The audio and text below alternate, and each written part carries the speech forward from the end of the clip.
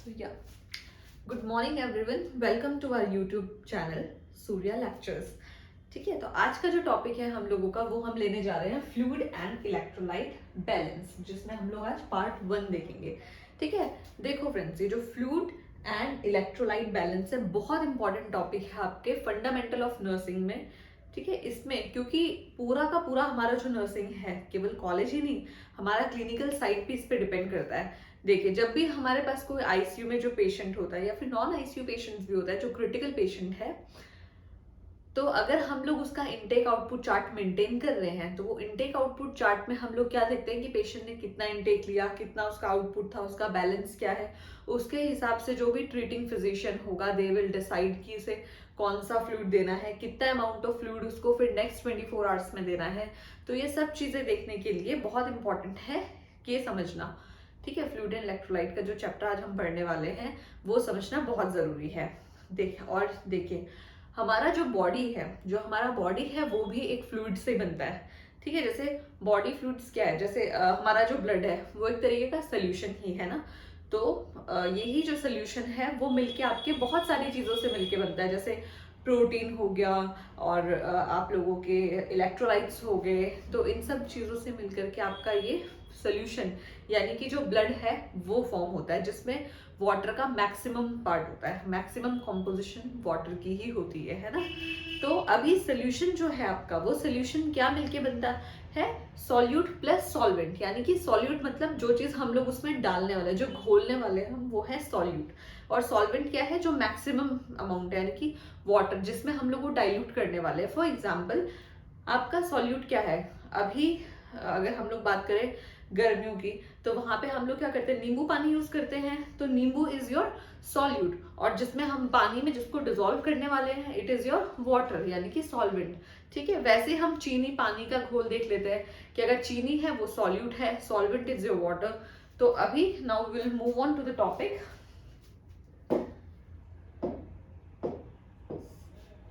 ठीक है, तो हमने बात की है सोल्यूशन की, है ना. तो सोल्यूशन क्या है, फ्लूइड है जो कि आपके ब्लड को भी ये बनाता है ना. सोल्यूशन क्या है, सोल्यूशन आप लोगों का फ्लूइड है. फ्लूइड जैसे लाइक फॉर एग्जांपल हम ब्लड की बात कर रहे हैं ना. ब्लड में मैंने क्या बोला कि ब्लड में डिफरेंट कॉम्पोजिशन में अलग अलग चीजें होती है, चाहे वो वाटर है, मिनरल्स है, इलेक्ट्रोलाइट्स है, आपके प्रोटीन है, जिनसे आपका पूरा होल सोल ये ब्लड बनता है. अब सोल्यूशन क्या है, तो solution is your solute plus solvent. ठीक है, सॉल्यूट प्लस सॉल्वेंट. अब हमने बात की थी सॉल्यूट क्या है. सॉल्यूट क्या होगा आपका, सपोज हम लोग इसमें ले लें नींबू, या फिर आप इसमें ले सकते हो शुगर. और सॉल्वेंट क्या होता है, सॉल्वेंट जिसमें हम लोग इस चीज को डाइल्यूट करने वाले हैं, यानी कि सपोज फॉर एग्जांपल हम लोग ले रहे हैं इसमें वाटर, है ना. तो ये है आपका सॉल्यूट और सॉल्वेंट. इसी तरीके से हमारा जो पूरा बॉडी होता है इसमें बहुत सारे कंपार्टमेंट्स होते हैं. ये कंपार्टमेंट्स क्या हैं, ये कंपार्टमेंट्स हैं आपके.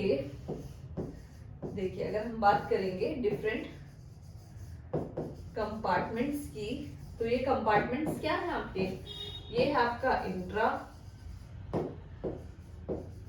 एक्स्ट्रा सेलुलर, मतलब इंट्रा सेलुलर, एक्स्ट्रा सेलुलर, या फिर आप लोगों के interstitial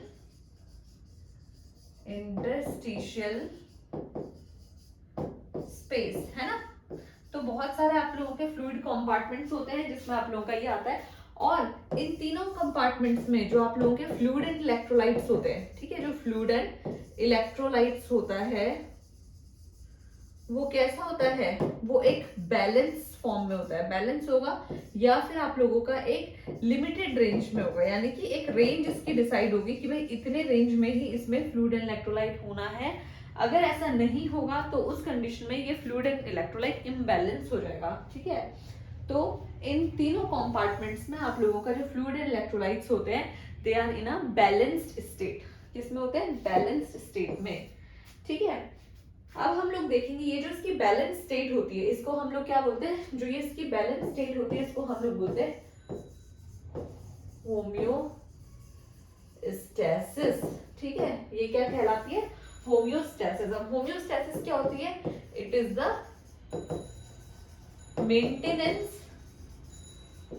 maintenance of internal environment according to the changes in outer environment, है ना। मतलब हमारी जो बॉडी है, जो ब्लड सेल्स है, इसके अंदर चेंजेस होंगे according to the outer environment. इसका आउटर इन्वायरमेंट क्या होता है, या तो वो इंटरवेस्क्यूलर होगा या तो वो इंट्रावेस्कुलर होगा या तो वो इंट्रासेलुलर होगा। तो इन दोनों में सपोज बाहर से कोई भी इन्वायरमेंट में चेंज होता है, लाइक ऑस्मोसिस, डिफ्यूजन की जो ये प्रोसेसेस होती हैं, तो इंटरनल इन्वायरमेंट क्या होता है, इसका अकॉर्डिंग चेंज होता है। तो ये जो बैलेंसिंग है, मेंटेनेंस है सेल के अंदर और बाहर, उन दोनों का, उसको बोला जाता है होम्योस्टैसिस। क्या बोलते हैं उसे, होम्योस्टैसिस। ठीक है, अब ये जो होम्योस्टैसिस है हमारी बॉडी में, ये भी बहुत सारे तरीके से मेंटेन रहता है हमारी बॉडी में, है ना। हमारी जो बॉडी है वो बहुत इंटेलिजेंट है, ठीक है। तो हमारी बॉडी में होम्योस्टैसिस किस मैकेनिज्म के थ्रू मेंटेन रहता है, वो है आपका, कौन कौन से बॉडी सिस्टम्स में के थ्रू ये मेंटेन रहता है। तो इसमें 3 मेन चीजें पढ़ेंगे हम। किडनी के थ्रू ये मेंटेन रहता है, एल्डोस्टेरॉन के थ्रू मेंटेन रहता है, और एक होता है आपका वेसोप्रेसिन। ठीक है, वेसोप्रेसिन। तो अभी क्या होता है, देखो अभी इसमें क्या होता है, किडनी कैसे इसको मेंटेन करती है। सपोज अगर आपकी बॉडी में फ्लूइड एंड इलेक्ट्रोलाइट्स F&E, ठीक है, मैंने शॉर्ट फॉर्म लिखा है F&E। अगर फ्लूइड एंड इलेक्ट्रोलाइट्स आपकी बॉडी में हो गए ज्यादा, तो आपकी किडनी क्या करती है, इसको बॉडी से आउट कर देती है, ठीक है, through the help of urine, है ना। तो वो आपका फ्लूइड एंड इलेक्ट्रोलाइट के निकल जाएगा। लेकिन वहीं अगर इसकी क्वांटिटी हो जाएगी कम, फ्लूइड एंड इलेक्ट्रोलाइट हो जाएंगे कम, तो ये क्या करेगी बॉडी से, ये क्या करेगी, एब्जॉर्प्शन करना शुरू करेगी, ठीक है। तो इस तरीके से आपकी किडनी करती है काम। या तो ये आप लोगों का आउट करेगी फ्लूइड एंड इलेक्ट्रोलाइट को, नहीं तो अगर वो कम होगा तो वो डिहाइड्रेशन को प्रिवेंट करने के लिए उसका एब्जॉर्प्शन स्टार्ट कर देंगे, ठीक है। तो ये हो गया किडनी वाला फिनिश। देन सेकंड हम देखेंगे एल्डोस्टेरॉन। एल्डोस्टेरॉन हार्मोन है आपका एड्रिनल ग्लैंड में जो सिक्रीट होता है। कहाँ पे, एड्रिनल ग्लैंड से जो सिक्रीट होता है, और इसका मेन काम क्या होता है, सोडियम एंड वाटर एब्जॉर्प्शन, ठीक है। इसका काम क्या होता है, सोडियम एंड वाटर को एब्जॉर्ब करना, ठीक है। तो एल्डोस्टेरॉन यहाँ पे क्या काम करेगा, सोडियम एंड वाटर को एब्जॉर्ब करके बीपी को मेंटेन करेगा, है ना। यही काम होता है ना इसका, बीपी को मेंटेन करेगा, ठीक है। क्लियर, एल्डोस्टेरॉन का क्लियर हो गया। अब हम लोग देखेंगे वेसोप्रेसिन। वेसोप्रेसिन क्या है कि एक एंटी डायूरेटिक हार्मोन है। क्या है ये, एंटी डायूरेटिक हार्मोन, जो अगेन क्या काम करेगा, एंटी डायूरेटिक, यानी कि ये क्या काम करेगा, ये आप लोगों के एक्ट करेगा किडनी में। कहाँ पे एक्ट करेगा, किडनी में भी कहाँ पे, जो DCT यानी कि जो आप लोगों के डिस्टल कॉन्वुलेटेड ट्यूब्यूल्स होती है, वहां पे ये एक्ट करेगा और फ्लूइड एंड इलेक्ट्रोलाइट को बैलेंस करने के लिए हेल्प करेगा, ठीक है। तो इस तरीके से आपके 3 पार्ट खत्म हो गए जो होम्योस्टैसिस को मेंटेन करते हैं। देन उसके बाद हम लोग क्या देखेंगे कि देखो, जो फ्लूइड कंसिस्टेंसी होती है अलग अलग एज में अलग अलग होती है। फ्लूइड कंसिस्टेंसी फ्लूइड कंसिस्टेंसी कितनी होनी चाहिए, अलग अलग एज वाइज में हम लोग अलग अलग पढ़ेंगे। देखो, जो टोटल बॉडी मास होता है किसी इंडिविजुअल का, अगर वो एडल्ट है, वो ओल्ड एज है, या वो चाइल्ड है, या फिर वो एम्ब्रियो है, एम्ब्रियो है, तो जो क्या होता है,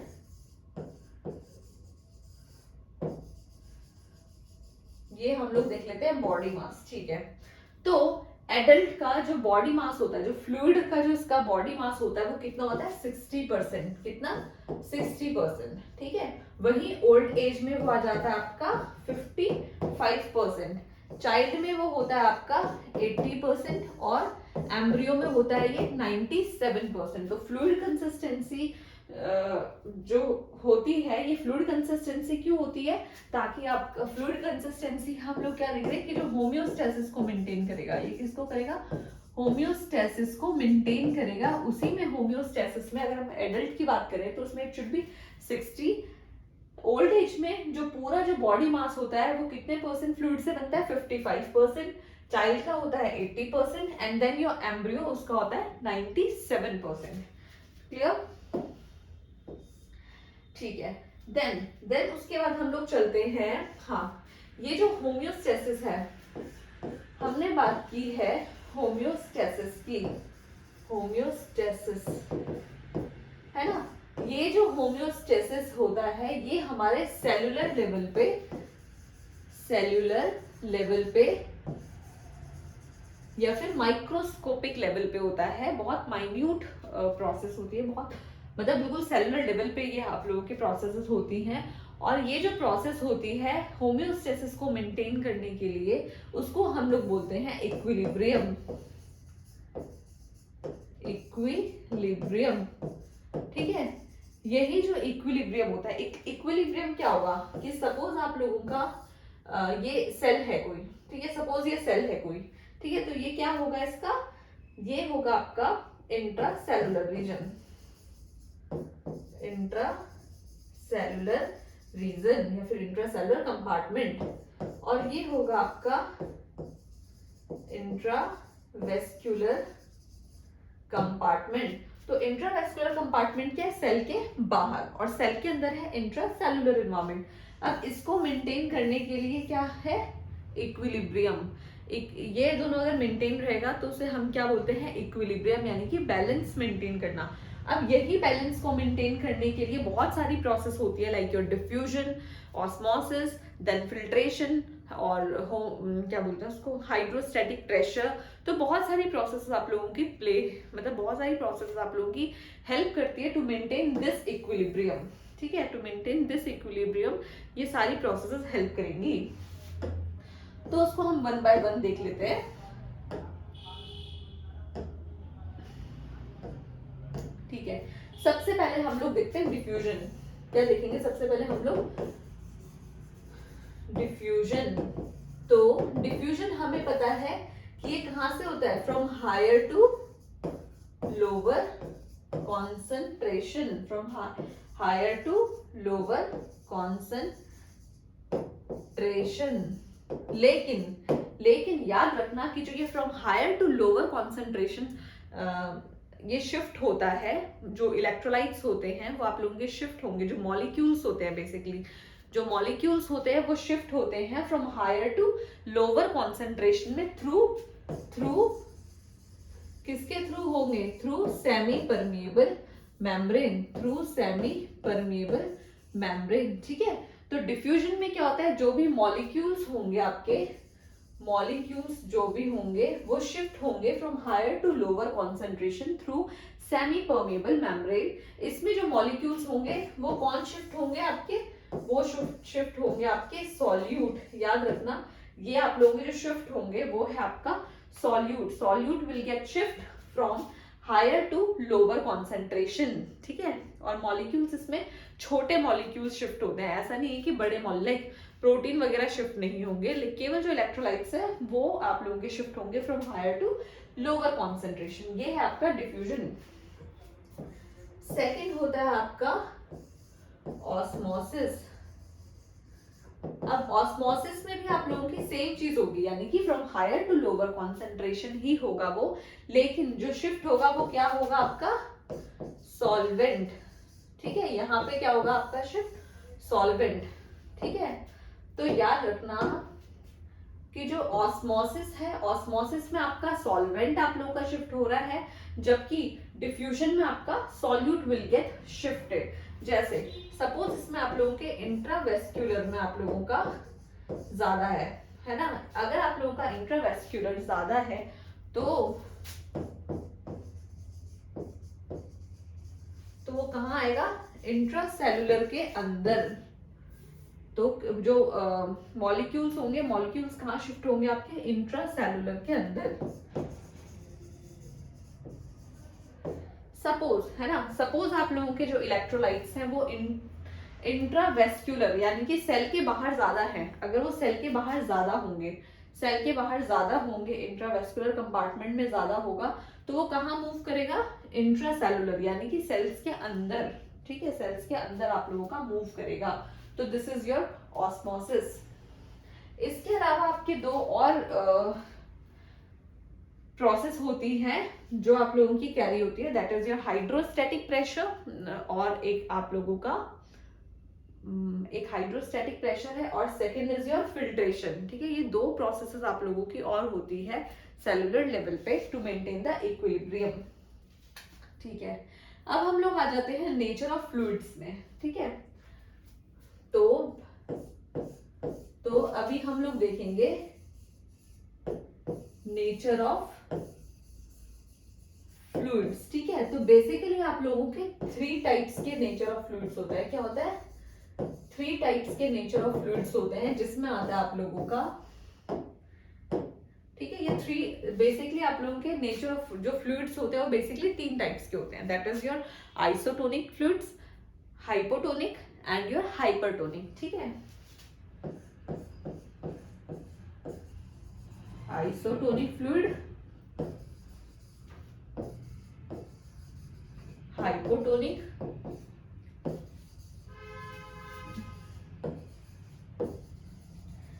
एंड योर हाइपरटोनिक। तो बेसिकली देखो नाम से क्लियर हो रहा है कि आइसो मतलब सेम, आइसो मतलब सेम, टोनिसिटी मतलब कॉन्सेंट्रेशन। ठीक है, वैसे हाइपो का मतलब लेस, टोनिसिटी मतलब कॉन्सेंट्रेशन। देन आप लोगों का हाइपर का मतलब होता है मोर, टोनिसिटी मतलब कॉन्सेंट्रेशन। ठीक है, तो आइसोटोनिक मतलब same concentration, hypotonic less concentration and your hypertonic will be more in concentration. ठीक है, तो यहाँ पर क्या होता है, क्योंकि कॉन्सेंट्रेशन सेम है। ठीक है, आइसोटोनिक में क्या होगा, क्योंकि कॉन्सेंट्रेशन सेम है। तो अभी देखो ये जो हमारा कॉन्सेंट्रेशन है, जो ये हमारा कॉन्सेंट्रेशन होता है दोस्तों, ये किससे बनता है, ये बनता है आपका जो भी हम लोगों ने इसमें यूज किए हैं सॉल्यूट, जो भी सॉल्यूट हम लोगों ने डाला है वो, प्लस हमारा जो सॉल्वेंट, तो सॉल्यूट प्लस सॉल्वेंट, ये हमेशा याद रखना इसको, ये इस मतलब नेचर ऑफ फ्लूइड पढ़ने के लिए ये चीज इंपॉर्टेंट है, याद रखना कि जो कॉन्सेंट्रेशन है ये आपका सॉल्यूट प्लस सॉल्वेंट। ठीक है, सॉल्यूट प्लस सॉल्वेंट।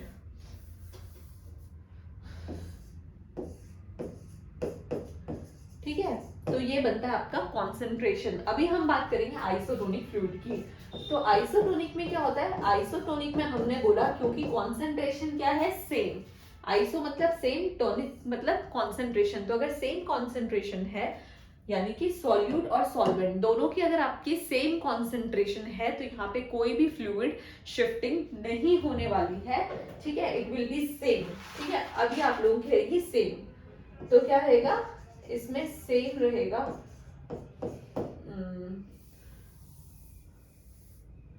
इसमें क्या होगा आप लोगों का, नो और लिटिल मूवमेंट।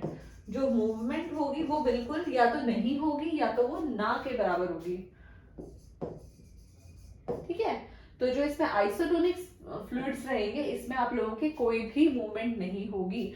फॉर एग्जाम्पल अगर हम लोग किसी सेल को, सपोज ये आप लोगों का आरबीसी सेल है, अगर हम इसको किसी आइसोटोनिक सोल्यूशन के अंदर डालते हैं तो इसमें कोई भी चेंजेस नहीं देखने के लिए मिलेंगे, कोई भी चेंजेस नहीं देखने के लिए मिलेंगे, क्योंकि इसमें हमने बोला कि आइसोटोनिक फ्लूइड्स में देयर विल बी नो और लिटिल मूवमेंट। क्यों, क्योंकि आइसो मतलब सेम, टॉनिक मतलब कॉन्सेंट्रेशन। सेम कॉन्सेंट्रेशन में कोई भी चीज आप लोगों की, कोई भी डिफ्यूजन, कोई भी ऑस्मोसिस वाली प्रोसेस नहीं होगी, ठीक है।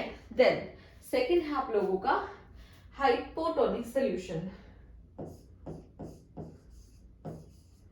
सेकंड है हम लोगों का हाइपोटोनिक सोल्यूशन। अब यहां पे क्या होगा, यहां पे होगा आपका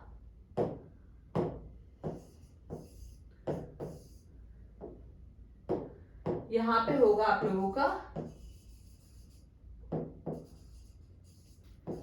स्वेलिंग ऑफ सेल, ठीक है। अब हाइपोटोनिक सोल्यूशन में हम लोगों ने बोला है कि हाइपोटोनिक सोल्यूशन में आप लोगों का स्वेलिंग होगा सेल का।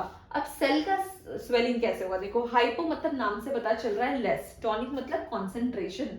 तो अगर कॉन्सेंट्रेशन कम होगी सेल के अंदर, है ना, ये क्या है सेल के अंदर, सपोज ये आप लोगों ने कोई आरबीसी का कोई सेल लिया है ना, आरबीसी का कोई सेल है ये, है ना, कोई आरबीसी का सेल है।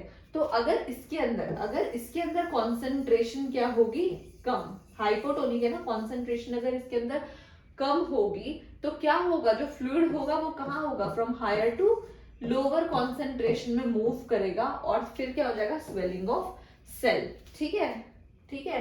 क्योंकि इसमें आप लोगों का क्या है, हमने, हाँ ठीक है, तो क्लियर हो गया।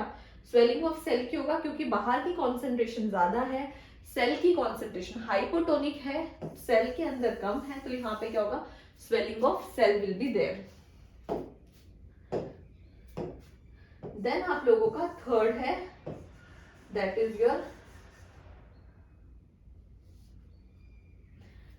Your hypertonic solution, that is your hypertonic